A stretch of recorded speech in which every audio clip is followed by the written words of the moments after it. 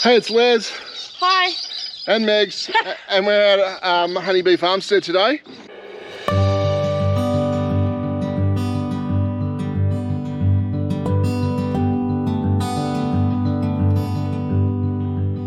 And we've come out to visit JT. JT's had a little bit of work done, and unfortunately we didn't get to see it done the other day.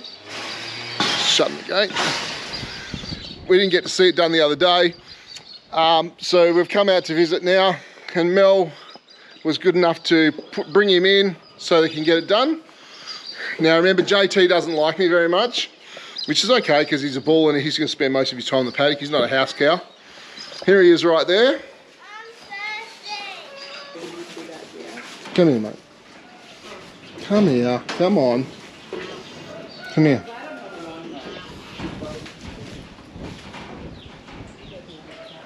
Picky boo. Hello, mate. Hey, JT. No, thank you. I am not interested. Oh, here we go. This is much better. You're out here now. So we've got JT. JT's getting big. Probably remember one of the earlier videos where he was quite a little baby. Well, it's quite big. And what we're going to show you today is what's been done. And you can see around his horns, he's had these little elastic bands put on there. So we're hoping, I'm going to give this a crack, that this will actually get rid of these horns, because JT's actually staying out here for a bit now. Mel's been really grateful, or we've been grateful to Mel. Oh, jeez. We've been grateful to Mel. She's actually going to leave JT out here, so this is his new home for a little bit. But part of the deal is the horns have to go, because it gets pretty dangerous for a bull. Oh, I'm going to get up close. He stays away from me a fair bit, but he's actually settling in now. He remembers me now.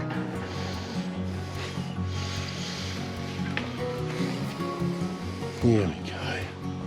Good boy. Good boy. You can see now, you can see the elastic bands around his head. He's a bit shy around me. Good boy. All right, this is JT.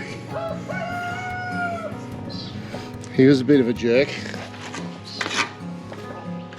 All right, mate, it's all right. Come on. So what we've got here is we've got these elastic bands around the horns, so hopefully we can get these horns will fall off without having to go through surgery. Mel, do you want to come and explain this story for us, because we didn't get much of the info? Do you want to tell us a bit about what we had done? Yes. So this is Mel, and this is Mel's farm, and she's from Honeybee Homestead. You should have heard about her before from our videos. So Mel, tell us a little bit about JT's little surgery, well not surgery, his little procedure. His procedure. So basically these elastrator bands are what they use to elastrate a bull, just like you've seen maybe with sheep work and things. They put the band on with the testicles and on the tail to remove the tail for the sheep. Basically it goes numb within about half an hour and cuts off the circulation, so that that area after the band dies and just falls off. So they never grow a tail back, obviously, and they don't, you know, grow their testicles back. Same, what's the word? Same concept we're hoping will happen with these. Now our cow person that we use for different procedures that's had all the training, he has not seen this particular, he's not actually physically done this procedure before. So it's a bit of an experiment for him too. What's the matter, buddy? But you can see it is actually cutting in. Now he has had pain medication and stuff, so that it's not sensitive to him. It lasts 72 hours, and I've given him another dose of that this morning. It's called trisulfan. It's like a local anaesthetic, and it's antibiotic or antibacterial or something, I think they say. But yeah, so the concept is it's going to keep tightening. He can't feel it now, it's all numb, and it'll kill off that horn nub, and hopefully they'll just drop off in the paddock when it's time, and he'll have no horns and never grow another horn back. They did used to do this in the old days.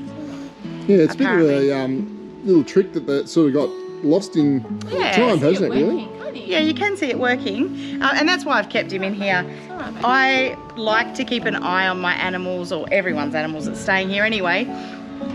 When they've had a procedure, it does not look too invasive and he doesn't show any signs of pain, but they can go into shock and they can, you know, react negatively to things like that.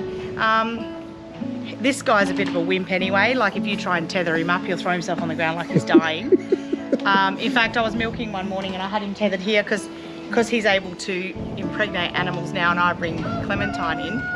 I have him tied up so he can't mate her, and he just went flop and laid there like he was dead, and the only way we knew he wasn't was his tail was flicking. So and then I tethered him up again another morning over here and he did the same thing, but I had it a bit tighter, so he was like flop, and his head was up and he was just looking at me like that was a mistake. But yeah, he's a bit of a wimp, aren't you, buddy? Cool. Drama queen, mate. He is. Yeah. Oscar-winning performance it was. So JT is A2A2. You've probably heard us talk about that before. So he's going to be our #1 bull. The top of the line genetics as far as milking goes, A2A2. Yeah. Good stature. Got a nice kind of back. He's a nice looking, yeah, nice and straight, nice strong, straight legs. Hello, mate.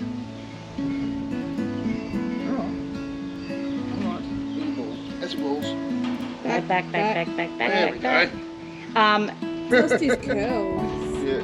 He's still got Oh no, he had to have them shorn. Oh, that's right. We clipped them so that we would get really good purchase around the horn and nothing would get in the way. Yeah. So if this works, it'll be brilliant. I think it would work a lot easier on an older cow that, because the horn sort of comes out of the head and is tubular before it starts turning and stuff. Yeah. So yeah, fingers crossed it works. We'll have to keep everyone up. And while we're out here, we've heard that Mel has a splayed chook, or chook with splayed legs, which means her legs are spread wide apart and they can't really walk at all, which is pretty bad. It might just die.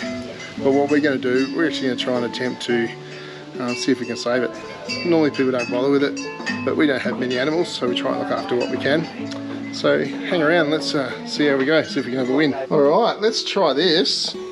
Let's see how we go. I'm not going to put them in my pocket because I will walk away with them. And then you'll go, where? Those ones there's the Tupperware thief. Yes. Alright, so I'm going to put that. You got the tape. He's so little, how are you going to do this? I'm just such a surgeon. My gentle little Just hands. look at him. He's sedated. I've done my job. What'd you Doctor. do? Is he going to come back? Yeah, look, he's breathing. Look, there he is. Alright, let's see if we can get those legs in there. It might be a bit wide here still, but I'm thinking once we get... Is it that part at the top?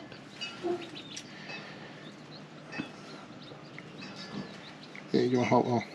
Yeah, okay. In this part above the knee. Yeah. Oh, come on now. Need more sedation. Can you do that? It needs to be a little bit wider. This bit. Oh, that does? Okay, yep, cool. Thought it might have a bit too skinny. Toes are curled up underneath. Who? But yeah, the rest of it. Just looks like I've got you. Is that? Yeah, that's perfect. You're right. Above the knee. Is that where you do it? Yeah, well that's where I put mine. On his thighs. Yeah. Haven't been told different. Is it too wide or not? Look at that, that looks pretty spot on, eh? Splintered.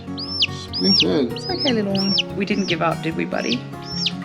It's all right, little one. How are we doing this? Okay, I've got hold of his knee. Mm-hmm. Oh, look at you go. Okay, that's all right. We got that side done. Okay, that's that one. Yep. People will think we're crazy. Yeah, because people don't muck around like this. They just go, yeah, that Dong it one's on the dead. head. Whack it on the head. We got nothing to lose. I don't like to do that. Yeah. All right, littles. Last drink of water I'm helping you with. Look, the guinea fowls worked it out. Yeah. Perfect.